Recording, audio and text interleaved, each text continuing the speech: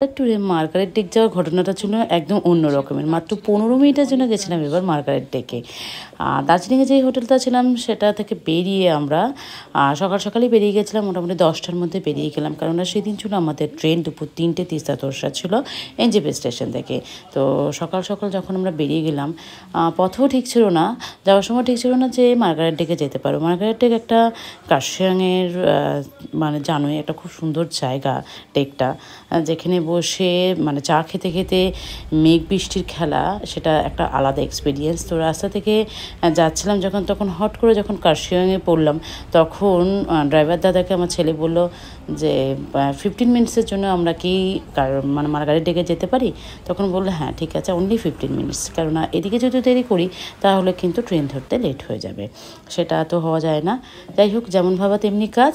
তো 10 মিনিট মানে 15 মিনিটের জন্য আমরা মার্গারেট টেকে দাঁড়ালাম। দাঁড়িয়ে কিছু মানে চা পাতা বা এগুলো কেনার ছিল। আর সবথেকে বড় কথা, আমি এই বাদাম দামের চাটা কিনেছিলাম। কেন জানো? কেননা এই কন্টেনারটা যেটা আছে, কাঠের বক্সটা আমার খুব পছন্দ হয়েছিল। এটার মাধ্যমে চা রাখবো বলে, টেবিলে রাখবো বলে। আর চা যেহেতু খেতে ভালোবাসে, এইগুলো তো আমার কাছে ভীষণ ম্যাটার করে। আর কার্শিয়াংয়ের মার্গারেট টেকের এর আগের বারও গেছিলাম, কিন্তু এইরকম ওয়েদার কিন্তু পাইনি। এত সুন্দর আকাশ, পরিষ্কার, মনে হচ্ছে ছবির মতন। আমরা যেমন সিনারিতে দেখে থাকি, বইয়ের পাতা ছোটোবেলা যখন দেখতাম, বইয়ের পাতাগুলোতে এত সুন্দরভাবে আঁকা থাকতো, ঠিক যেন মনে হচ্ছে সেই রকম আঁকা ছবিগুলো। আর তারপরে চললো চটচট করে কতগুলো ছবি তোলার পালা, কেননা জায়গাটাতে এসছি 10 মিনিট বলো 15 মিনিট যাই বলো, ছবিতে তুলতে হবে, নাহলে মনে রাখবো কী করে যে এখানে গেছিলাম। আর এত অপরূপ দৃশ্য, ছোট্ট করে ভিডিওর পার্ট আমি যেখানেই যাই সেখানে নিয়ে রাখি। এটা আমার স্মৃতির পাতায় বন্ধু হয়ে থাকে। আর তোমাদের সাথেও এই জন্য শেয়ার করে রাখি, যাতে আমি মানে পরের বছরগুলোতে দেখতে পারি, আর সবসময় দেখতে পারি, আর তোমাদেরও দেখাতে পারি। আর ছোটো ভিডিওগুলো করতে কিন্তু খুবই ভালো লাগে। আর মার্গারেট টেকের এই জায়গাটা, ঢোকার মুখে জায়গাটা কিন্তু খুবই সুন্দর লাগে, তাই ভিডিওটা করি। কিন্তু এবছর দেখলাম এখানে একটা ফোয়ারা মতন থাকে, সেটা কিন্তু নেই। আর আমার কিছু মনে হলো একটু রেনোভেশনের ওদের দরকার আছে। এত সুন্দর জায়গাটা, পপুলার জায়গা, যেখানে সবাই এসে থাকে, তার গেট আপটা তো অবশ্যই ভালো হতে হবে। যেই জায়গাগুলো আমার মনে হয় সেই জায়গাগুলো কিন্তু আমি এভাবে বলে থাকি। তো জানি না তোমাদের কেমন লাগে সেটা কিন্তু জানিও।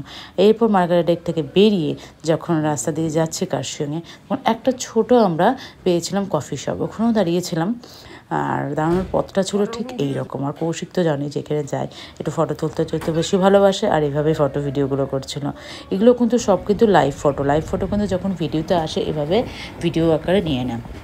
তো চা বাগিচার মধ্যে থেকে যখন যাচ্ছিলাম, এই দৃশ্যটা ছিল এইরকম। এবার বাড়ি ফেরার পালা। বাড়ি ফিরতে কিন্তু খুবই খারাপ লাগে, যখন পাহাড়টাকে ছেড়ে দিই আর তরাই যখন চলে আসে নিচে, এই জায়গাগুলোতে যখন যাই মনটা খারাপ লাগে, আবার কবে আসবো সেই ভেবে।